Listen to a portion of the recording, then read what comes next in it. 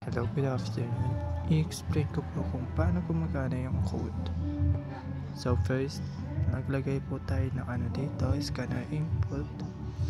So dito, kaya naglagay tayo ng scanner para yung mga ilalagay natin ng mga data mamaya is babasahin niya.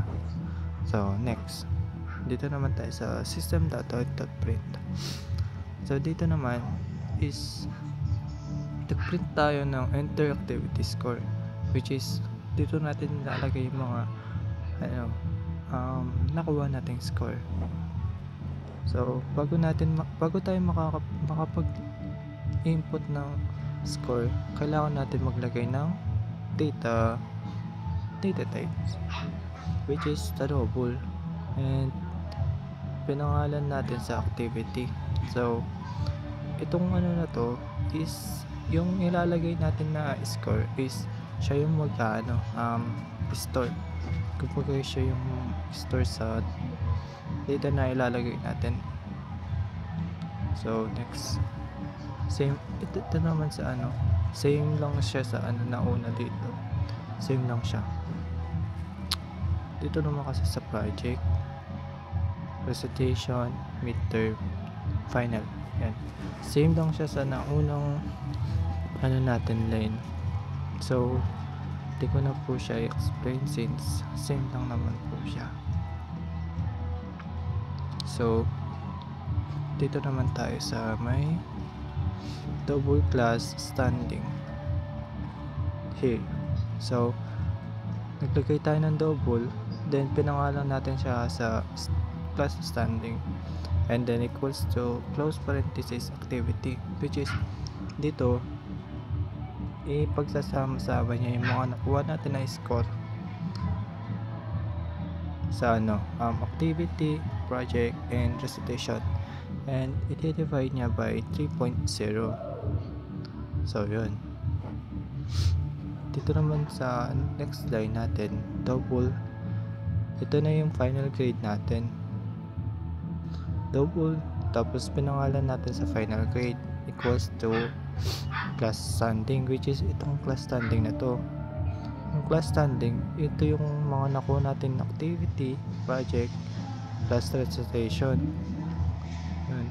Yung class standing naman is i-multiply by 0.6 plus score na nakuha natin dito sa midterm, and then i-multiply ulit natin siya by 0.3 and plus again sa final exam, and multiply natin siya sa 0.1. After that, para mag-space siya dito, nag-call out tayo ng next line. Itong print na to na equal, kumbaga siya,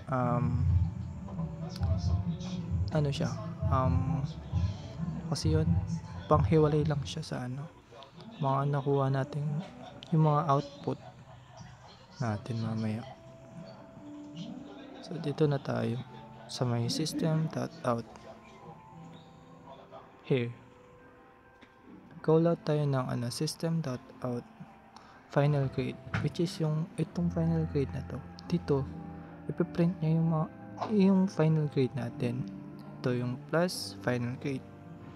Hindi siya, pag wala tong plus final grade, lilitaw lang dyan is final grade lang, hindi lilitaw yung nakuha natin na final grade natin dito. Kaya yan.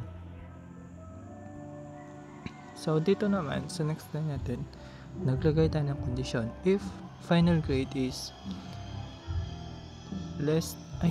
greater than or equal to 75, is yung magiging remarks natin is pass. So paano namang pag less than 75, less than 74, so yung magiging grade natin nun is failed siya. So yan. Sa next line naman tayo sa may int case critic equals to int final grade divided by 10. So, ayan, condition na naman yan. Naglagay tayo ng switch, which is, tapos, itong case grade na to, yung nilagay natin na dito, variables pa tawag dito. Kalimutan ko na. Nilagay natin siya dito sa may loob ng case, switch, I mean. So,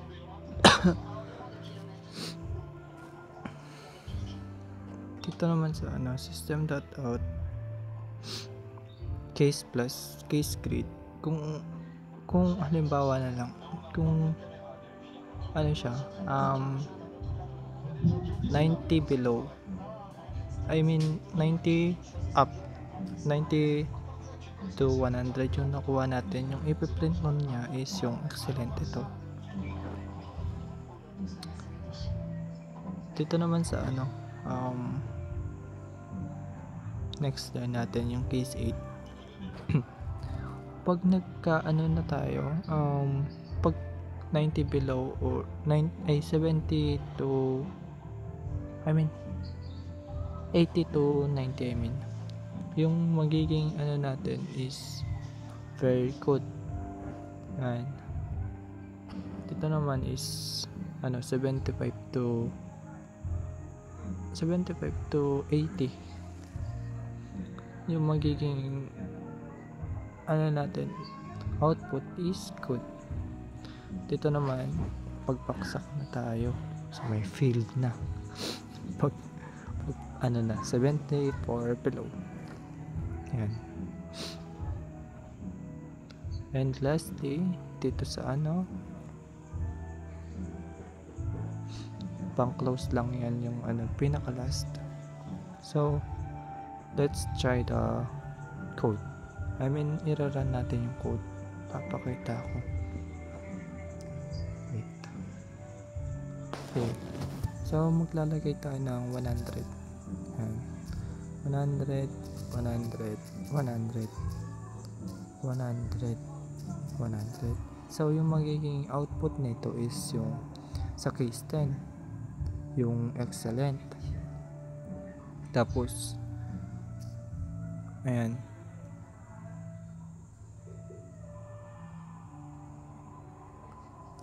yung final grade natin and kung nakapasa ba tayo or hindi. Pass. Next natin, try naman natin kung baksak naman. 63 na lang. 63. Ayan, field tayo dyan, diba?